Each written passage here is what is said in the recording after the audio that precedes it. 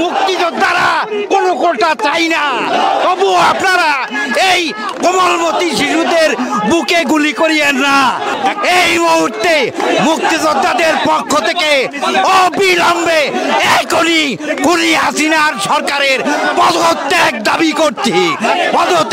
করছি। বিগত এই কদিনে অনেক তামাশা করেছেন। যারা ভুয়া মুক্তিযোদ্ধা ৭১ মুক্তিযোদ্ধা করে নাই, তারা আজকে আওয়ামী লীগের পক্ষে, হাসিনার পক্ষে। সুতরাং সারা দেশের বাংলাদেশের মুক্তিযোদ্ধারা যারা দেশ স্বাধীন করেছে, তারা আজকে জনতা ছাত্রদের পক্ষে।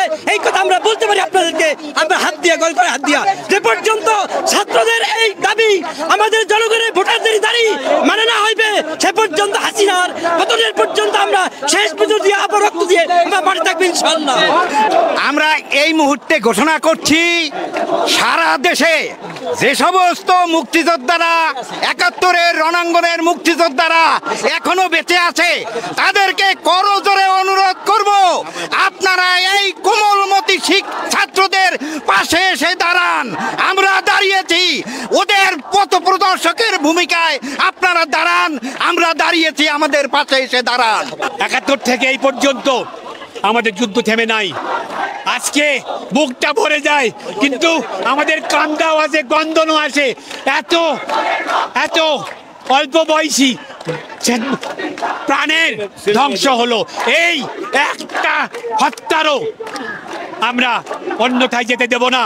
আমরা ৭১-এ যেই যুদ্ধ শেষ করতে পারি নাই, আমরা এই আমাদের কোমলমতি ছাত্রছাত্রীদের, শিক্ষার্থীদের মাধ্যমে সেটা আমরা ইনশাআল্লাহ পূরণ করব। আমরা বলেছিলাম আগে আমরা জান দিব, কিন্তু তারা নিজেরাই জান দিল।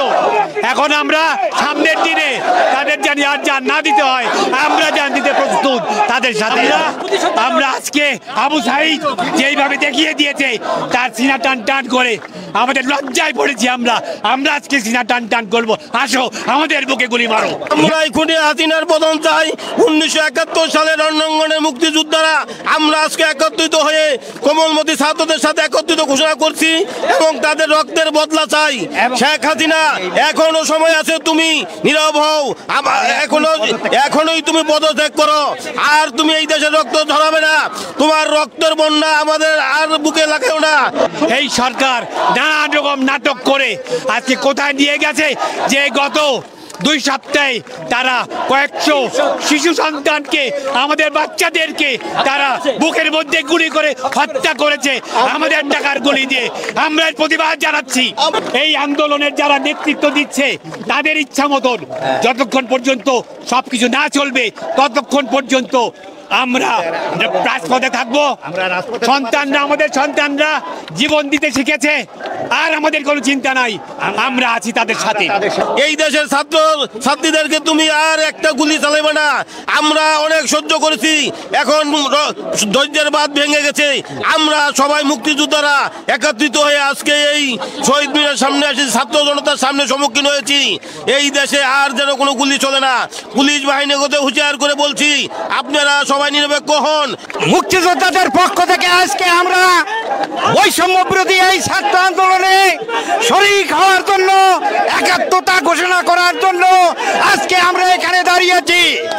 আমরা মনে করি, আমরা সেদিন যুদ্ধে গিয়েছিলাম কোনো কোটা বা সুবিধার জন্য না, আমরা দেশটাকে স্বাধীন করার জন্য সেদিন যুদ্ধে গিয়েছিলাম। আমরা মনে করি আমাদের কোটার প্রয়োজন নাই, কিন্তু আমাদের এই কোমলমতি শিশুদের বুকে আর একটাও গুলি চালাবেন না। ভারত হইতে সাবধান, ভারত থেকে সাবধান, রড থেকে সাবধান। এটা চেষ্টা করবে এই আন্দোলনকে অন্য খাতে নিয়ে যেতে, কিন্তু আপনারা এতদিন পর্যন্ত যা দেখিয়ে দিয়েছেন দিতে পারবে না, এবং আমরা আছি আপনাদের সাথে। আমরা ভাবি নাই আমাদের সন্তানরা এইভাবে নামবে, এইভাবে তারা ৭১-এর মতন জান দিতে প্রস্তুত থাকবে। আমাদেরকে তারা এই অভিভূত করেছে, আমরা তাদের কাছে কৃতজ্ঞ। মুক্তিযোদ্ধা হিসেবে আমরা তাদের সাথে একাত্ম ঘোষণা করি।